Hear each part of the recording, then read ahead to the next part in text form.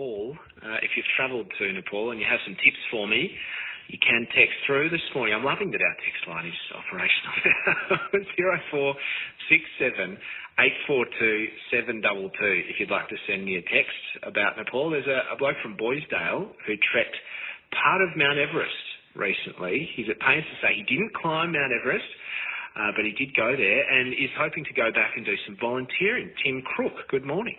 Morning, Jonathan. Thanks for the call. Oh, that's all right. Now, tell me about this trek that you did.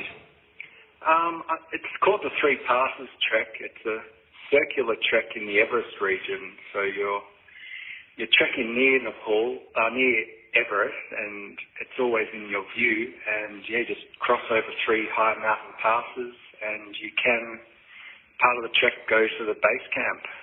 Oh, wow. What was that like at base camp? Very busy. There's lots of people that have it on their bucket list to visit, and lots of crowds. So it was good to get off the beaten path and away from the crowds, but it was also great seeing all the tents and the people preparing to climb, and just standing in the footsteps of other amazing people that have climbed to the top. Yeah, and when you were there at base camp and you were watching those other people preparing to ascend to the summit, did you think, oh yeah, I could do that?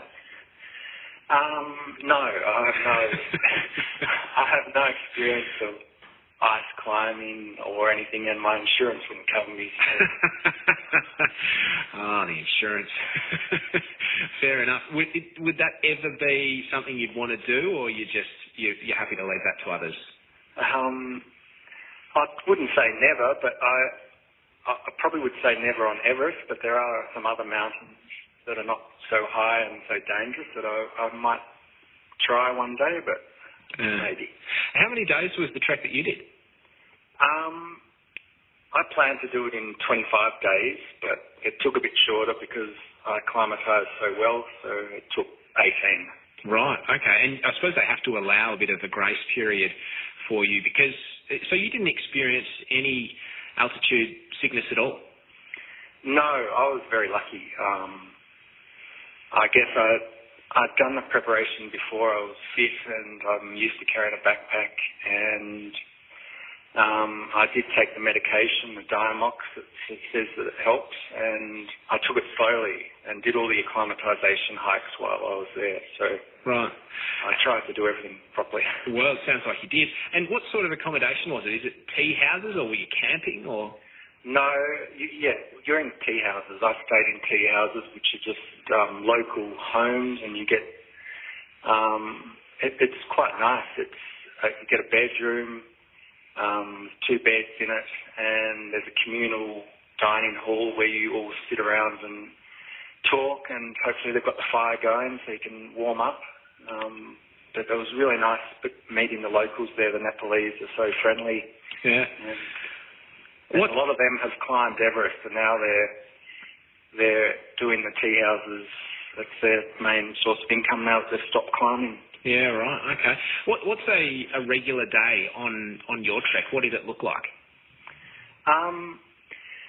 You'd get up very early for breakfast because it was clear in the mornings, and in the afternoons the clouds would roll in. So on the past days, I was getting up at 4 in the morning, and you stick your head out the window, and if it's not snowing, you'd say, yes, this looks like a good day.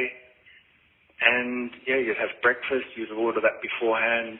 The night before, they would make you some lunch, and you would head off. And by sort of lunchtime, you were hopefully at the top of the pass, looking down to where you were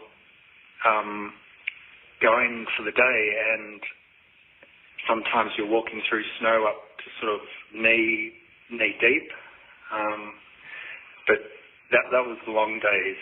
And it was really, really amazing. Just the surroundings. It was like postcard sort of views everywhere. Yeah, it sounds like it. Now, if you want to see some of those postcard views, you're showing some of your photos in Mafra on Friday, aren't you? Yeah, it's a free event. Hopefully can convince some people that are sitting on the fence that think Nepal's a great spot, but it's maybe not for them. Hopefully I can convince them that to book a ticket. But yeah, Friday 7 p.m. at the Mafra Community Sports Club.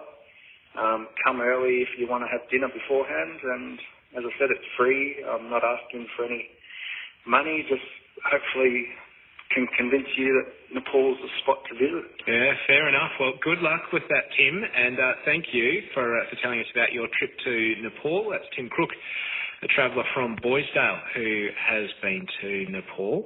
Right now it is time for the news. It's 7:30.